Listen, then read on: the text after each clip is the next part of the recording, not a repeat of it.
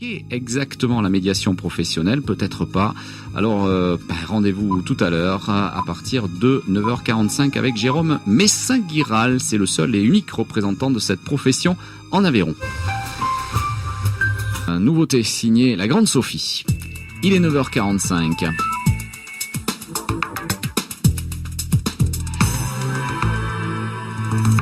Dans ce rendez-vous, je vous propose de parler de médiation aujourd'hui en compagnie du premier et seul médiateur professionnel installé pour l'instant dans notre département de l'Aveyron. Il s'agit de Jérôme Messin-Guiral au micro d'RTR. Bonjour. Bonjour. Merci d'être venu jusqu'à nous. Vous êtes membre de la Chambre professionnelle de la médiation et de la négociation et donc médiateur professionnel. On va tenter d'en savoir un petit peu plus sur cette profession qui se présente comme une alternative. Alors, on a entendu souvent le mot de médiateur accolé à République, médiateur de la République.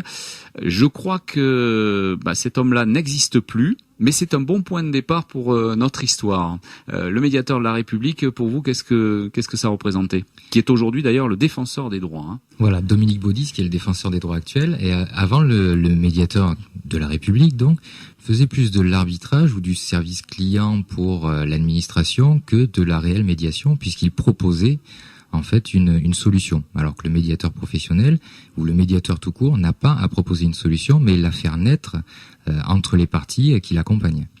Donc, un médiateur professionnel va tenter de résoudre un conflit dans des domaines très variés. Vous, par exemple, vous n'avez pas de spécialité. Ça peut être dans des domaines de la consommation courante, dans des domaines familiaux, ça peut être dans des domaines professionnels. Alors justement, on va peut-être s'arrêter là-dessus, c'est-à-dire que vous appelez ça médiation professionnelle, mais ça ne veut pas dire que vous n'intervenez que dans le milieu professionnel. On est d'accord. Donc on vient de dire qu'il y avait d'autres possibilités d'intervention. Oui, tout à fait. Alors on utilise professionnel parce qu'en fait on met en avant que c'est une profession à part entière. Et avec un cursus, avec une école que vous avez faite.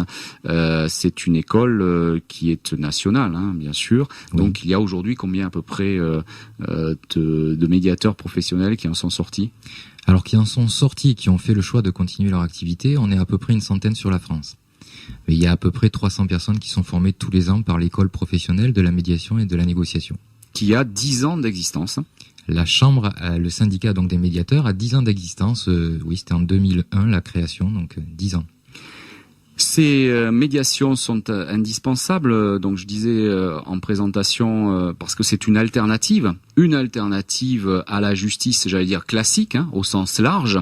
Je pense à l'avocat, je pense à l'huissier, je pense au juge, d'une manière générale.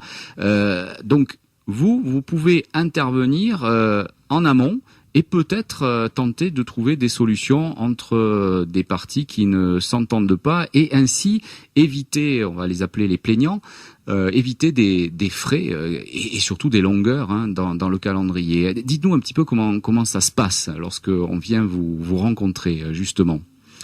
Alors avant de partir en médiation, il y a déjà une petite séance d'information pour que les gens comprennent un petit peu ce qu'est la médiation et comment on agit, comment on intervient. Ensuite, il y a des entretiens individuels. C'est une phase très importante puisque la plus grande partie en fait de la médiation va se jouer à ce moment-là.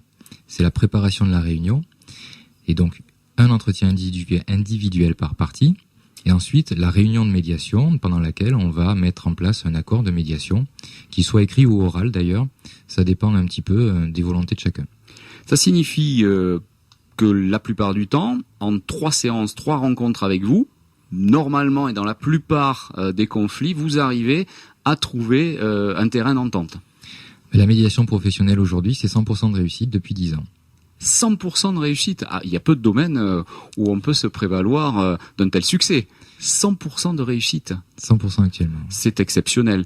Et alors, vous êtes aujourd'hui donc le seul médiateur professionnel de l'Aveyron. Bon, j'ai un conflit avec, par exemple, je ne sais pas moi, avec ma famille dans un domaine de l'héritage. Ça arrive malheureusement bien souvent. Comment je fais concrètement pour vous saisir, pour venir vous voir?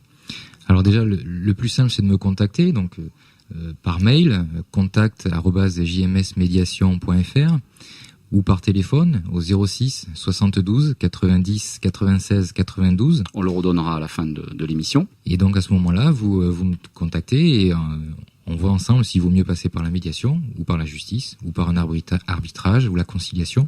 Donc en premier lieu, j'allais dire pas d'engagement a priori. C'est une première séance ou un premier contact d'information. C'est-à-dire que vous allez juger de la pertinence de votre intervention dans le domaine qui aura été cité. Alors moi, je ne jugerai pas, mais au moins j'informerai sur mon intervention. Et si après la personne, ça lui correspond, elle fera le choix de continuer. Mais je ne juge pas puisque le médiateur n'a pas le droit de juger. C'était bien sûr au sens... Oui, je voulais pas parler de juge évidemment puisque c'est pour éviter ça justement qu'on vient vous voir. C'était bien sûr dans le sens général. Alors, quelles sont les qualités finalement requises pour être médiateur comme vous, professionnel ? Alors il y a 3 qualités requises qui sont l'indépendance vis-à-vis de toute organisation, la neutralité vis-à-vis de la solution choisie, et l'impartialité, bien entendu, vis-à-vis des parties. Et puis, on a un devoir de confidentialité. Ce qui est dit en médiation reste en médiation. Voilà, vous êtes une profession libérale, dûment donc répertoriée, encore une fois, dûment inscrit à un ordre, une chambre là en l'occurrence, oui. Une chambre professionnelle de la médiation et de la négociation. Donc vous devez rendre des comptes. D'ailleurs, vous me disiez que il y a déjà eu des exclus pour certains de vos confrères qui n'auraient pas mené à bien ou correctement dans les règles de l'art leur médiation. Voilà, il y a un code d'éthique et de déontologie de la médiation. Et s'il n'est pas respecté, il peut y avoir des sanctions parce que c'est un manquement à l'éthique justement qu'on s'est engagé à respecter en tant que médiateur. Est-ce qu'il y a un domaine, vous, dans lequel vous aimez intervenir de préférence ou un domaine de prédilection Alors j'en avais un, puisqu'à la base j'étais dans une association pour parents séparés. Et puis j'ai rencontré d'autres types de médiation et finalement toutes les médiations sont intéressantes puisque le processus il est transversal et c'est ce processus-là qui est plaisant à mener jusqu'au bout. Pas la médiation en elle-même finalement. Aujourd'hui, peut-être que cette médiation professionnelle qui est à la portée encore une fois de tous, on peut le dire, même financièrement, et qui peut éviter encore une fois des procédures très longues dans le cursus classique, est peu connue quand même du grand public. C'est la raison pour laquelle d'ailleurs vous êtes à ce micro et la raison pour laquelle vous en êtes aussi encore aujourd'hui à faire des réunions d'information. Alors oui, là je vais faire une deuxième réunion d'information à Aulnay-le-Château. Le 19 juin.